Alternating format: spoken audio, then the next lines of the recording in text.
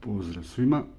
Znam da smo imali u planu najavljenu temu digitalni ekosustav, tako da molim vas za malo strpljenja u vezi te teme. Danas imam jedno kratko javljanje vezano za WordPress, za sve ljubitelje WordPressa i za sve vas koji radite svoje web sajtove u WordPressu. Imam dakle jednu situaciju gdje treba dodati plugin ručno. Evo, ukoliko nikad niste to radili, sad ću vam pokazati kako. Znači tu sam sad, nalazim se odabrao sam lijevo plugins i sada ću ići na upload plugins. Znači skinuo sam već taj plugin, sad da li ste ga kupili ili je besplatan, ne ulazim u to. I idem na, odabrat ću plugin. Sad sam ga odabrao i idem na install now.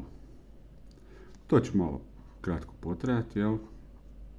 Taj dio install, tako da tu se malo strpite. I evo, pokazat ću vam se da ga je instalirao. To bi bilo to za danas. Nadam se da vam je ovo bilo od pomoći. Vidimo se u nekom od narednih videa. Čujemo. Pozdrav!